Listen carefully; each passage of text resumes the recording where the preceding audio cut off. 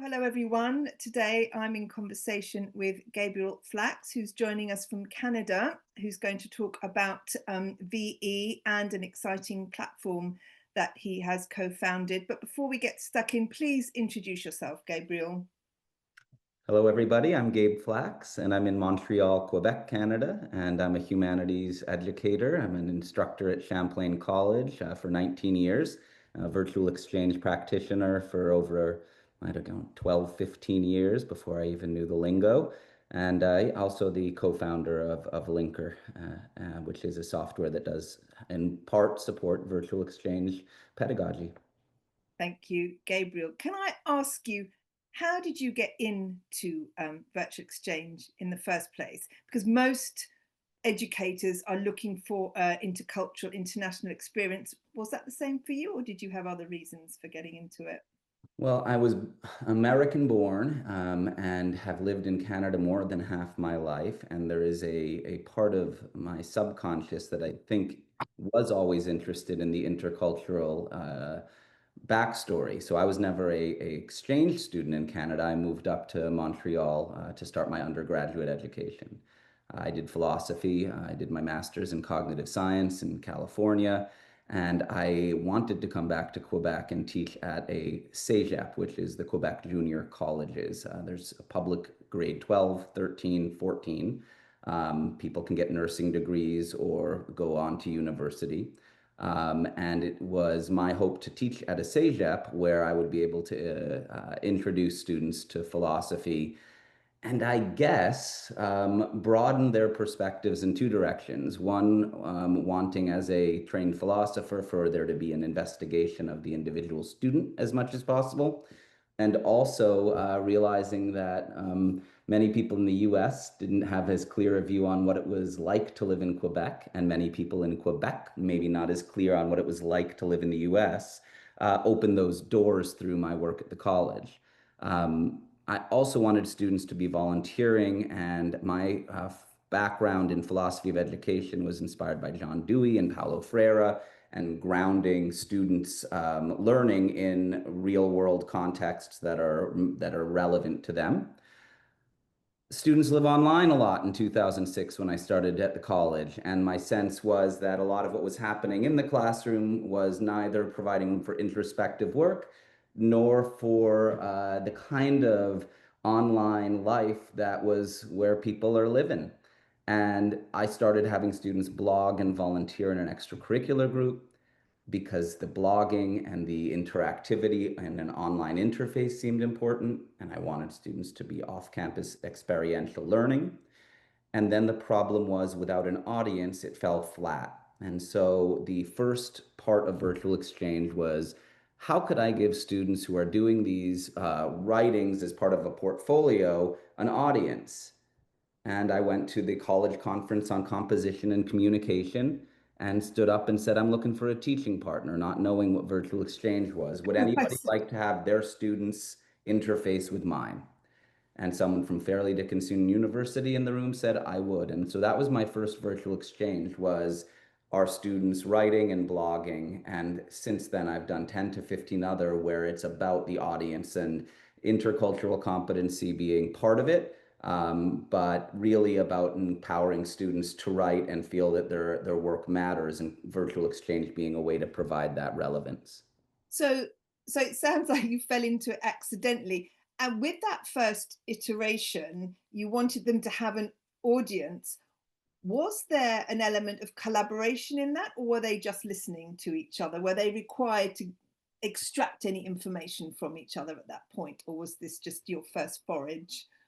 Well, so when it moved from this extracurricular group, which was my first playing with student blogging and writing online, when it moved into the course curriculum, which was a long process of pitching a new course at the college, where the curriculum would involve students creating content, creating material actively about organizations.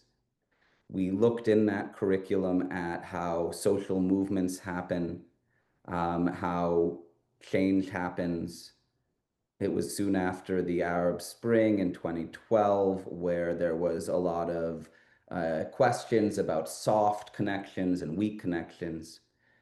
We were using virtual exchange to make these conversations not textbook, which is my favorite part of virtual exchange, is Mm. that when you're asking questions about how change happens in Quebec, say, and looking at Quebec, and which is a very unique place, when someone's in New Jersey and they're interacting, what we would have from the get-go is the curriculum built around each individual creating some material, the other institution having the professor provide an assignment where they would read. And the idea of networked blogging was find something that matters to you, the social issue, the content that that student is doing, and then comment on it in a fundamental a way that relates to the home course. So I've always liked interdisciplinary virtual exchange Mm. so that, Yes. my Yeah. students are writing, applying my course content, and then the other course students, when they give feedback, it's in a way expanding the perspective and usually twofold my local experience. So it's always had this intercultural or I'm in a different place, which makes it exciting. And then secondly, here's what we're doing in our course and how it relates to what you've written. And then I've always, in all of these, there's been this back and forth that happens asynchronously. My work has had collaboration in that format rather than as much the synchronous. I've focused more on those slow uh, developing conversations that happen in that back and forth.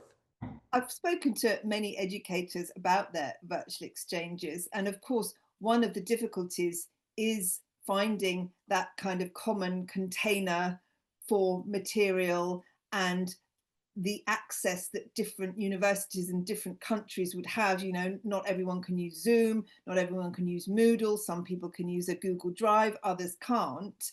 And you mentioned in our pre-chat that you had a virtual exchange that you weren't able to do properly, presumably because of some of these issues, and that's led you to develop your own software called Linkr. What was the theoretical approach behind that? Because I understand it's been going for about a decade now, has it?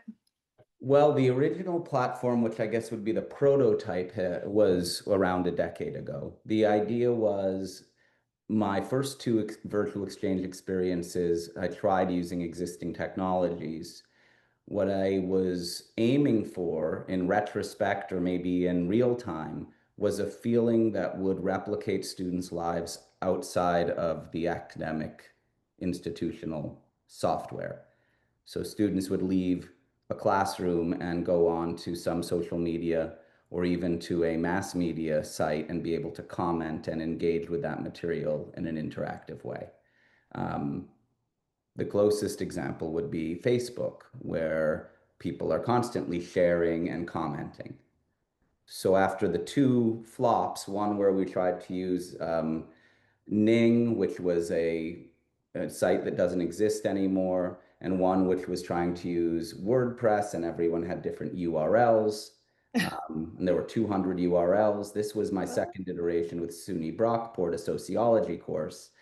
And the idea was go find material from the sociology course, but you have to click all these links. And it was very clear that this means students who are very busy will just click a link and go with it without a chance to find what matters to them. So then Mm. there was a thought, maybe I will create a Facebook group. And the problem for me was I did not feel that I could ask students to register for Facebook and sign up for a product where they wouldn't own their data. So the original design and the birth of Linkr was to create something that had a feel of a social network with the security and privacy and educational context of a educational software. So that was the idea that led to the prototype, was to create something that felt social but was also safe and secure. And that's been now a long process of developing something that would give students the ability to easily find and collaborate with one another and around content driven, around the material that they're creating that is part of their portfolio, but also and have this feel that they're familiar with, but not be an entity which owns the data. So every student and every faculty member and anyone involved, we take almost no data, just a username, which can be a pseudonym, and an email address, which can be created for the purposes of just this project. Students and teachers join, they own everything they do. They're done and they want it all deleted. We have no traces of anything. There are no ads. We don't sell any data. So it feels like an entity, but it has a completely different approach to how people are treated within it than a social media platform. I understand you said it's also free to use for individual tutors. How do you sustain it then financially? We have a free offering, so an individual teacher can add a class, invite a co-teacher, invite students, and run a virtual exchange, and that is free. We provide a paid version, which is for a larger community that is more than just a class, but a program. So we have clients that pay for a private branded secure network, which has as many classes and groups as they want. Alumni can stay together. So that is the project is, or the business model is that whether it's an organization or an institution, if they have a program that has a need for a community home base where they can have people stay together and move between communities of practice and groups and classes over years, flexible timelines, people from multiple institutions, or as in some of our experiential learning clients, they'll have off-campus partners for workplace learning. They can bring everybody together, do these projects, and for that, there is a paid version. What about educators who haven't done virtual exchange before? Do you provide support or training? What sort of support comes with the platform? At certain points, there's been more direct involvement, but we, are a software, not a curriculum. So what we've tried to provide is a platform because virtual exchanges and COIL, there's so much heterogeneity around how faculty teach and what they will do with that. My personal approach as an educator, I am willing to share, but I'm also very aware that suits my style. For example, when I mentioned that I like the asynchronous, that's because it's what I like. That's not to say that pedagogically, a COIL course that is all synchronous isn't completely pedagogically sound and perhaps has more impact than some of the work I do. I'm, believe it or not, if I'm talking clearly and coherently, not as much a fan of the synchronous, and I get very nervous with students in that context. So I like to keep my distance and have students have time to think and write. So bottom line, the platform provides some examples of assessments that teachers who've used it have said we could share. And it provides a framework where basically any of those styles can be run because there's, synchronous or asynchronous tools. And every person creates a portfolio and they can share it. There's flexible privacy settings, so it can be more or less open. And I'm always interested in having this conversation and talking about where we met. It's a blast because this is like 4 years ago, no one was doing CVE in AI. And so virtual Bit of a exchange mouthful. it's a mouthful, but also AI is all of a sudden what you're talking about and what these programs and projects are doing. I think virtual exchange is still at its early stages. So I tend to be one who, when it comes to that, I'm still trying to learn about how people are doing virtual exchange and why, rather than being somebody who says this is the way to do it. That being said, having done this 15 times, if someone wants to know how I do it, willing to share. But the platform itself is a software, not a curriculum. Run your programming. That's the idea. And it's GDPR compliant because you're saying you don't keep any data, nothing's kept, so it's safe from that perspective. That's right. That's right. And that was from the get-go when we built it. That was the Facebook approach. And then when GDPR came into existence, we had to investigate that very closely and realized, well, we do 90% of this anyway because we're privacy by design. That's where the platform came from. A lot of companies were hit by that as now our business model won't work, but we never wanted to make that the way revenue would be generated by taking data because they're students. This is not, it doesn't match up. So what we had to do was some development work in terms of destruction of data, because GDPR compliance had a very stringent requirement. Even if you're not, it just has to be gone. If you joined and then said 6 weeks later, can you delete it? It's gone. That took some development, but beyond that, we were GDPR compliant almost by design before GDPR, because that was the purpose and where it came from. There's got to be a way to do this without taking advantage of student data. And here we are.